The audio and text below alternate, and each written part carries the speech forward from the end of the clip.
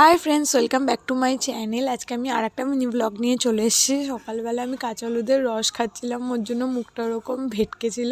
যাই হোক, বাড়ি আসার টাইমে আমি নারান্দার কচুরি নিয়ে এসেছি। মানে এটা আমাদের রাজডাঙ্গার ফেমাস আর কি। ঝাল হয় কিন্তু খুব সুন্দর খেতে হয়। ছোট ছোট সয়াবিনও দেয়, খুব ভালো লাগে খেতে। আর সেদিন আমি basically what I it in a Sunday shoot করছিলাম ওই টপিক নিয়ে ভিডিওটা, যার জন্য মানে বেশি খাবারের ভিডিওই শ্যুট করা হয়েছে ওই দিন। আর খেয়েওছি প্রচুর, আর চাও খেয়েছি প্রচুর। যাই হোক, আমার আদা রসুন বাটাটা শেষ হয়ে গেছিলো। আমি না 1 সপ্তাহের জন্য স্টোর করে রাখি, তো সেটাই করছিলাম। তারপরে চুলে তেল দিয়ে নিয়েছিলাম। ওই তেলটা আমি বানাই নারকোল তেল, ওর মধ্যে অনেক কিছু দিয়ে বানাই। আর পুচকি আমার হেল্প করে দিচ্ছিলো কাজের।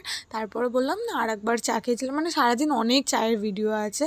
যাই হোক, তারপরে পুচকি আর আমি যুক্তি ফুল ছাড়াচ্ছিলাম। ও শাক ছাড়াতে, মানে শাক ছাড়াতে, শাক আবার শাক বাছতে খুব ভালোবাসে, আর ও শেখারও আগ্রহ আছে। যাই হোক, তারপরে মা আমাকে কড়াইতে খাইয়ে দিচ্ছিল।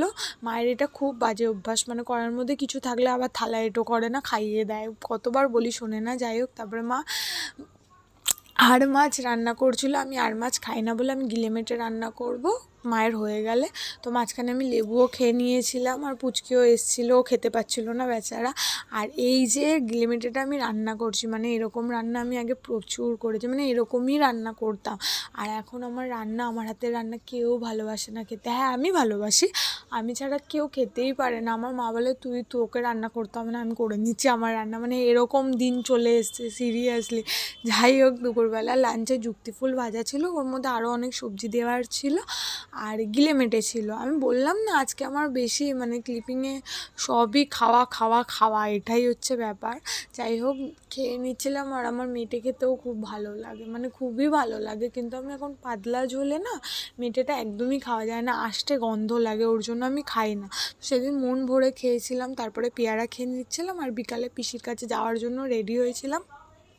পিসির বাড়ি গিয়েও চা খেয়েছিলাম। পিসি চা বানিয়েছিল এলাচ দিয়ে, খুব ভালো। মানে পিসি সবই ভালো বানায়, কেন আলাদাভাবে আবার বলছি। যাই হোক, চা তো ভালো বানায় ডেফিনেটলি।